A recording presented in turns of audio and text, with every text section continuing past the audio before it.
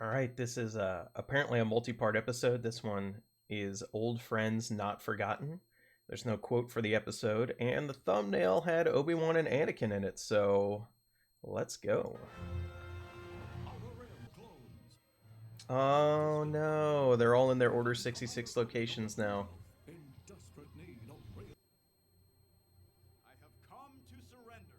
Oh, that's a war crime, buddy.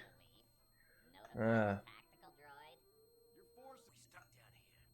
Yeah, in case you don't know, pretending to surrender as an aggressive gambit is against the Geneva Convention. But there's no Geneva Convention in Star Wars, so morality is apparently a little bit different. Ah, that's cool. All the clones coming from under the bridge.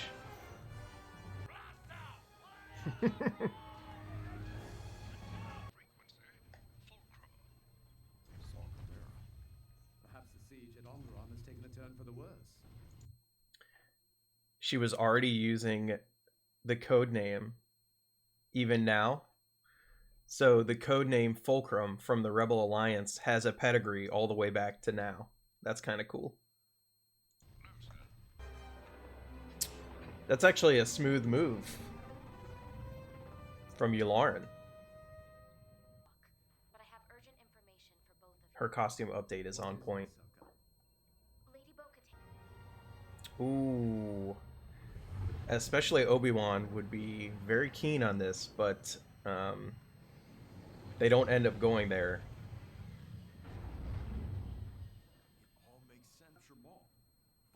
Yeah, this, and honestly, this makes you think like how much was the Order's treatment of Ahsoka? I mean, because Anakin is already a very unconventional Jedi who doesn't really trust the leadership of the Order, and it makes you wonder how much Ahsoka leaving affected him. She's so much more confident after just a short time away from the Order. Ooh, that's probably the last time she sees R2.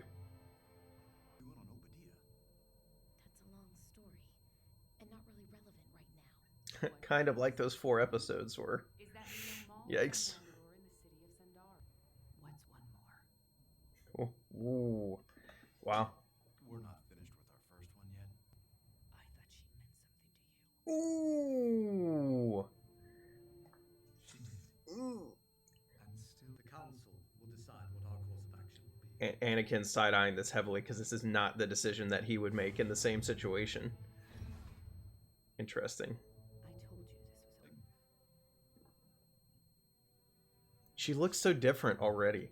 I have a surprise for you. Look, she's almost his height. It's actually really sad to see. Oh. They shouldn't salute me anymore. It's a sign of respect. They know what you went through for them day after day. Dang. Battle after battle.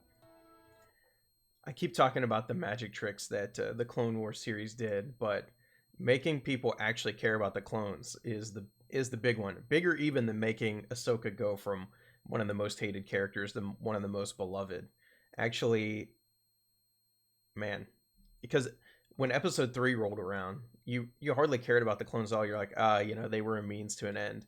But after you watch Clone Wars, you're like, oh, this is so tragic in every sense of the word. And as we're getting closer to it, that starts to hit harder.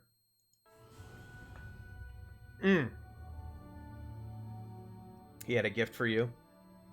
Been waiting to see you. Man. To see that shot after all these years is that's pretty heavy. Commander. She's not back though. Thank you. But you don't have to call me Commander anymore. Sure thing, Commander. I don't have to, but I will. Surprise for you. Message received.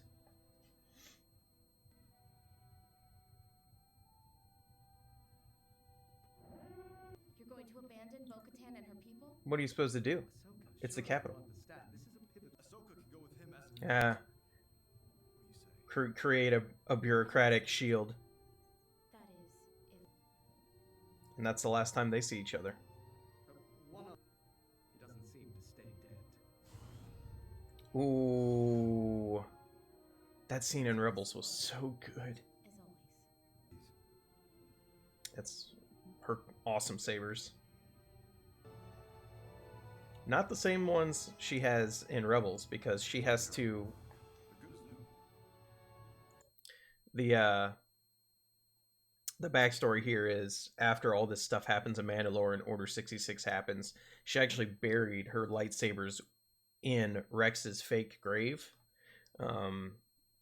to make people think she had died as well. That was part of her strategy for making sure she wasn't chased down. So she had to construct new lightsabers later. Which is why you should read the Ahsoka book. It's good. Maybe a little better. Oh.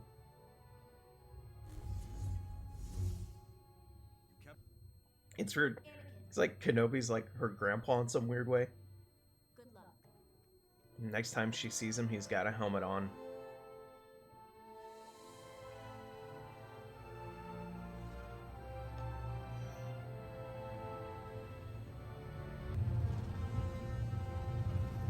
Well, these last 3 episodes are going to be intense then.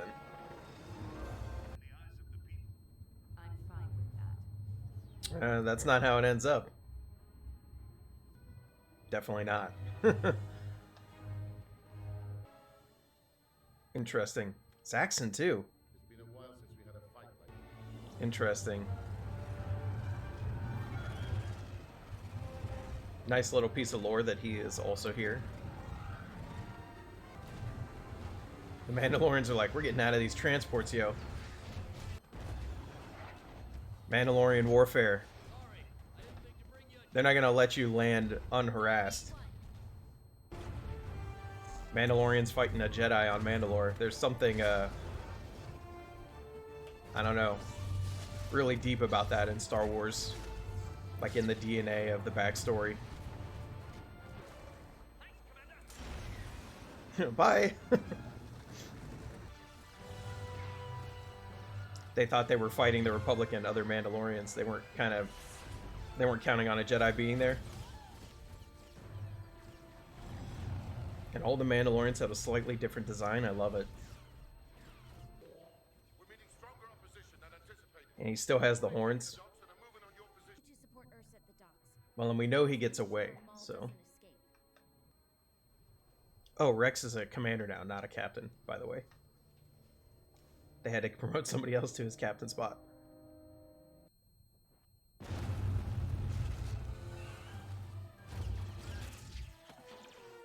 She's got you, bro. I like how even, like, the ambassador or, like, a political leader can still put up a good fight on Mandalore. Interesting. He wanted Kenobi.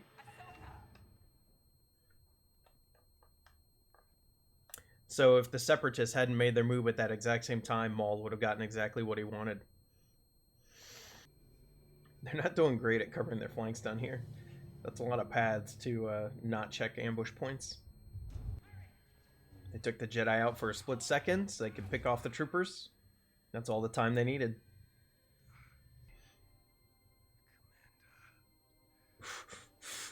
We just learned this guy's name. Ooh. I used to dislike the fact that Hoping for Kenobi. Maul came alive, and now I love it.